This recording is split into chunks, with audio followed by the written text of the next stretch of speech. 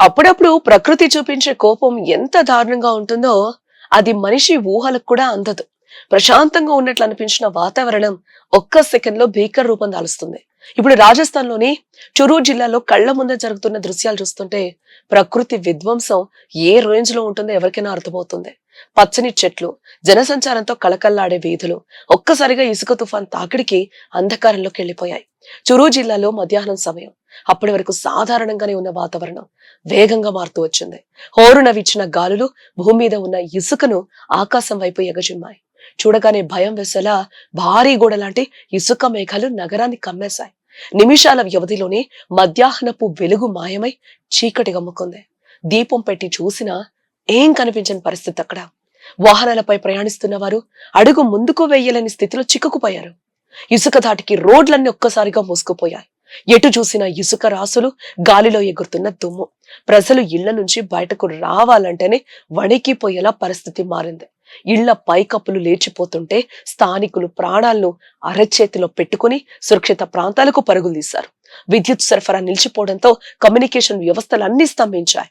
దుకాణాల బోర్డులు, చెట్లు విరిగి పడడంతో రోడ్లు ప్రమాదకరంగా మారిపోయాయి అక్కడ. రాజస్థాన్ భౌగోళిక పరిస్థితుల దృష్ట్యా ఇసుక తుఫాన్లు కొత్తేం కాదు. బట్ ఈసారి వచ్చిన తుఫాన్ తీవ్రత అందరినీ కూడా భయాందోళనకు గురిచేస్తోంది. గతంలో ఎన్నడూ లేనంతగా గాలుల వేగం పెరగడంతో అధికారులు వెంటనే అప్రమత్తమయ్యారు. వాతావరణ శాఖ హెచ్చరికలు జారీ చేస్తూ ప్రజలు ఎవరు ఇళ్ల నుంచి బయటకు రావద్దని సూచించారు.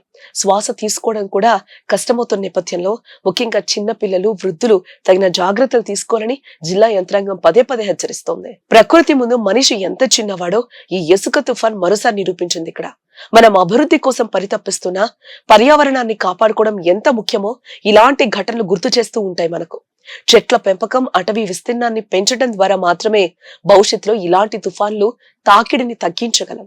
అశాస్త్రీయ పద్ధతుల వల్ల వాతావరణంలో వస్తున్న మార్పులు మనిషిపై ఇలాంటి ప్రకృతి ప్రకోపాలుగా విరుచుకుపడుతున్నాయి. ప్రస్తుతం చురూ జిల్లాలో సహాయక చర్యలైతే కొనసాగుతూ ఉన్నాయి. పరిస్థితి ఎప్పుడు చక్కబడుతుందో తెలియక ప్రజలు ఆందోళన చెందుతూ ఉన్నారు. అధికారులు క్షేత్రస్థాయిలో ఉండి నష్టాన్ని అంచనా వేస్తున్నారు. ఎటువంటి ప్రాణ నష్టం జరగకుండా అందరూ సురక్షితంగా ఉండాలని కోరుకుందాం. ఏదేమైనా ప్రకృతి కోపం తగ్గే వరకు జాగ్రత్తగా ఉండటం ఒక్కటే ఇప్పుడు మార్గం.